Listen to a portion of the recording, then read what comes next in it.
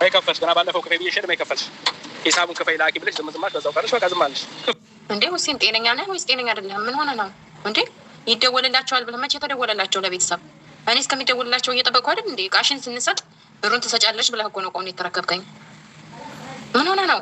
ኢትዮጵያ እንኳን ሳይደወልላቸው እንዴ ብሩን የምከፍለው? በዛ ላይ ደግሞ 8 ወር የሆነው ዕቃ ይዘህ እንዴ? አረሽ የሚሆንብህ። እኔ ለማንኛውም አሁንም ለቤተሰብ ይደወልላቸው፣ ደውሉ ዕቃዬን አስረክቡልኝ እባክህ እያልኩ ነው። ማታ ይደወልላቸዋል ብለህ መቼ ተደወለላቸው? ማለት ራስህን እንትን ነፃ ለማውጣት እንትን ከምትል ማታ ይደወልላቸዋል ያልከው መቼ ተደወለ? መልስ እፈልጋለሁ። እኔ ስደውልህ ብሎክ ማድረግ እንትን አይደለም። ይሄ ማለት የሰውን ገንዘብ ይዞ ብሎክ ማድረግ ነውር ነው። ስትቀበለኝ እቃውን እንዴት ብለህ እንደተቀበልከኝ አንተ ታውቃለህ። እኔ በስነ ስርዓቱ ዕቃዬን አስረክበኝ። በስርዓቱ እየጠየቅኩ ነው። ክፈይ መጀመሪያ ዛሬ ቃሽን ክፈይ። ብሩን ካልከፈልሽ አይደወልም። ክፈይ መጀመሪያ። ያንቺ ብቻ ሳይሆን የሁሉም ነው። ያንቺ ብቻ ሳይሆን የሁሉም ነው።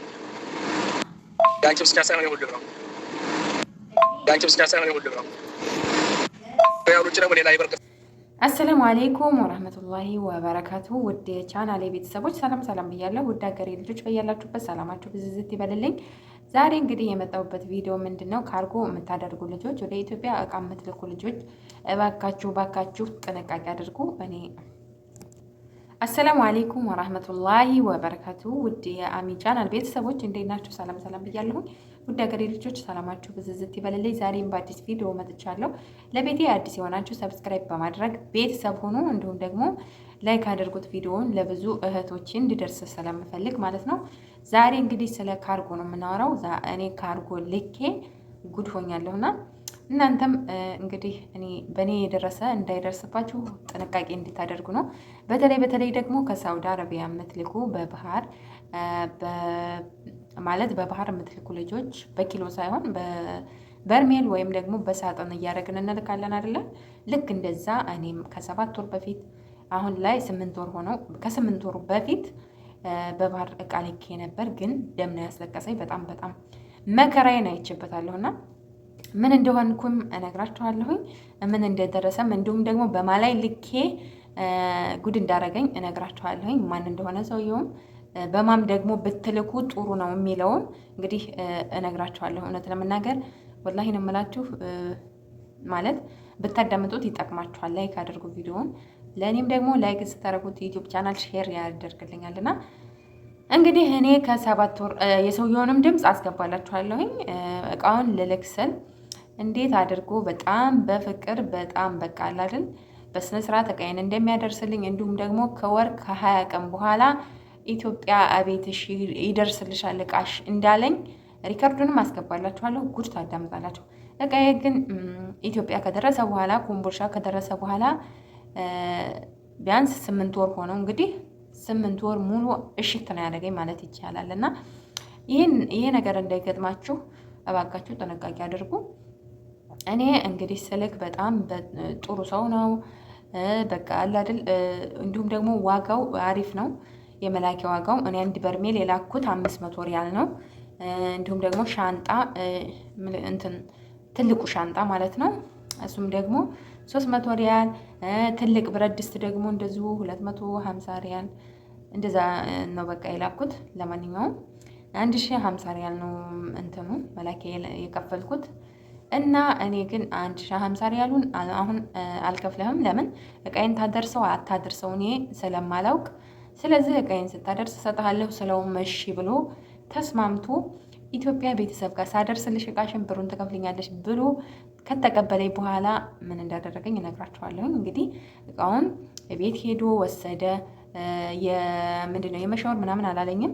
እውነት ለመናገር የመሻወር የለም። በቃ እኔ ቤት ሄጄ አንስቼ እልክልሻለሁ አሁን የሚወጣ ኮንቴነር ስላለ ቶሎ በይ ብሎ እንደውም ወደዛው አፈጣጥኖ እቃዬን ከተረከበኝ በኋላ 2 ወር ሲሆነው ዝም ሲለኝ እኔ ደውዬ ስጠይቀው እቃሽ እንደዚህ ኮምቦልቻ ደርሷል ትንሽ ቀን ታገሽና አለኝ።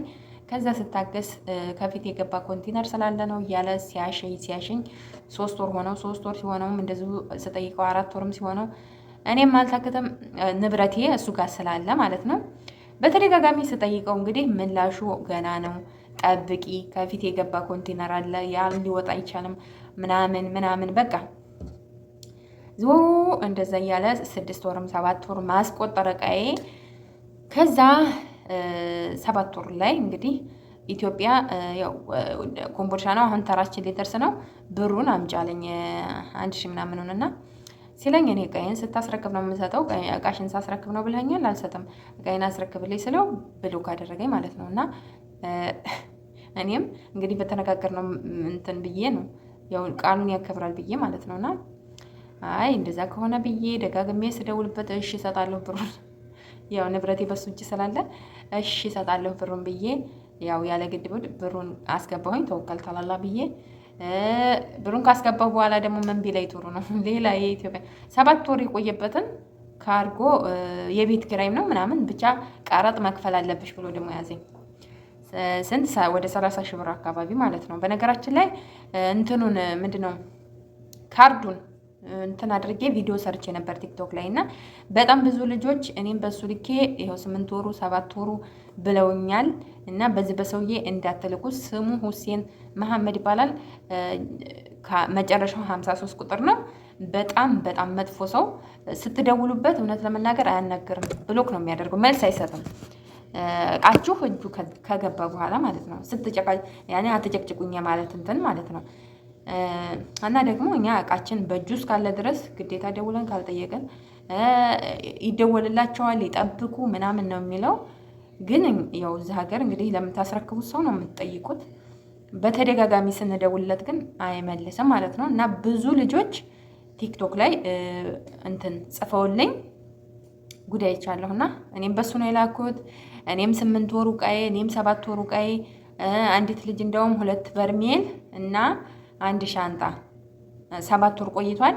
እቃዋ 70 ሺህ ብር የኢትዮጵያ 70 ሺህ ብር ለቀረጥ ካልከፈልሽ ተብላ እቃውንም አልወሰደ ብሩንም አልከፍልም ብላ ይሄው አለችና እንግዲህ ውዶች የምትልኩ ልጆች ማለት ነው እንግዲህ ማንኛውም ግዴታ ወደ ኢትዮጵያ የምንገባ ልጆች ግዴታ እቃችንን ወደ አገር መላክ አለብን። ያው በቀረጥ ደግሞ ስለማንችል ምንድነው ከቀረጽ ነፃ በባህር ነው ብዙዎቻችን የምንልከውና እንደዛ ስትልኩ እንደው አማና ብዬ የምነግራችሁ በሚታወቅ ሰው ላኩ።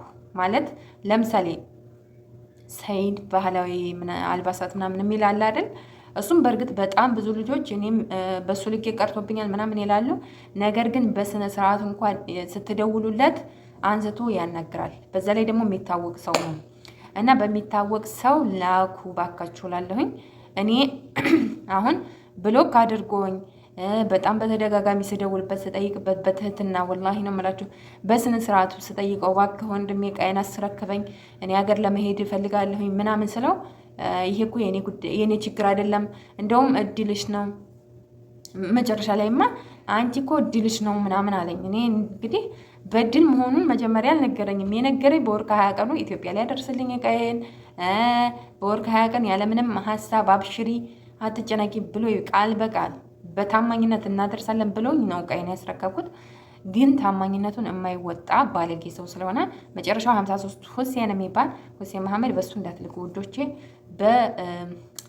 ማነው ሰይድ ባህላዊ አልባሳት ግን እውነት ነው የምላችሁ ባይደርስ እንኳ በትህትና ያናገራችኋል።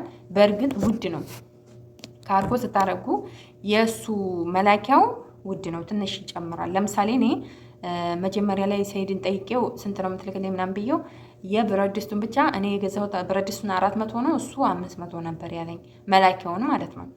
እና ያው በዛ ስላልተስማማው በሱ አተርፍ ባያ ጉዳይ በሱ አላኩም። ነገር ግን ያው ብሎክ ሲያደርገኝ ይሄ ሁሴን ብሎክ ሲያደርገኝ ሰይድን እባክህ ወንድሜ ያናግርልኝ እንደዚህ ጓደኛችሁ ነው አናግርልኝ ብዬ ስጠይቀው እሺ ምንም ችግር የለው ብሎ እሱ ደውሎ አናግሮልኝ ለምኖት ተለምኖ ነው ዕቃዬን የሰጠኝ።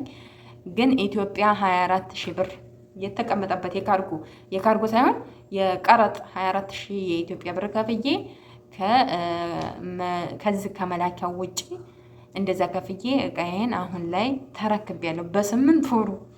በ8 ወሩ ተረክቤያለሁ እውነት ለመናገር። በዛ ላይ ደግሞ ዕቃዬ ያለምንም ብርጭቆ ምናምን አስገብቼ ነበረ።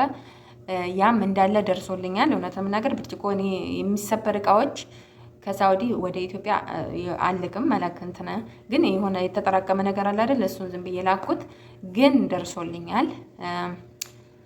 ያው አለ አይደል? ዕቃዬ ደርሶልኛል አልሐምዱሊላህ። ሁሉም እቃዬ ደርሶልኛል። እውነት ለመናገር እቤቴ በሩ ላይ ይዘውልኝ ሄደዋል። ይሄ እውነት ያው ሀቅ ነውና እቤት ድረስ ይዘውልኝ ሄደዋል። በር አድርሰው እንደውም አስገብተውልኝ ነው እቃውን የሄዱት እና ግን የሚሰበር እቃ አልተሰበረብኝም። በአማና ያው እቃዬ በሰላም ደርሶልኛል። 8 ወር ቢቆይም ማለት ነው እና ግን በጣም ካላህ በታች እኔ በጣም ጭቅጭቅ አድርጌው እንዲሁም ደግሞ ሌት ከቀን ነዝንዤው ዝም ባለ ማለቴ እንዲሁም ደግሞ በሰው አስጠይቄ መከራ ፈተናዬን አይቼ ስለሆነ የደረሰልኝ እቃው አልሐምዱሊላ። ለምን ይሄ እቃ ለእኔ ወሳኝ ነገር ነው። በቃ አገር የመግባትና ያለ መግባት እንትኔ ስለሆነ ለእኔ ይጠቅመኛል። ለሱ ምንም ላይሆን ይችላል፣ ለእኔ ግን በጣም ይጠቅመኛል እና ለዛ ነው ውዶቼ፣ የባካችሁ ጥንቃቄ አድርጉ። ስትልኩ በሰይድ ካርጎ ላኩ። በዛ ላይ ደግሞ በሚታወቅ እያንዳንዱ የምትላላኩትን ነገር ሪከርድ አድርጋችሁ ያዙ እላለሁኝ። ምንድን ነው አላለን የምትጻጻፉትን ምናምን በዋትሳፕ ሪከርድ የምትደራረጉትን የያዙ። ክፉ ደግ አለ ማስረጃ፣ ኤምባሲ መክሰስ ልትችሉ ትችላላችሁ ምናምን በዛ ማስረጃ ስለምትጠየቁ እና ደግሞ በጣም የምነግራችሁ ነገር ከባድ የሆነ አስፈላጊ የሆነ ነገር እንዳታስገቡ። እዛ ውስጥ አስፈላጊ የሆነ ነገር እንዳታስገቡ፣ ሊቀርም ላይወጣም ስለሚችል ማለት ነው። እቃው ኢትዮጵያ ቤተሰብ ጋር ሊደርስም ላይደርስም ይችላል በማለት ማለት ነው።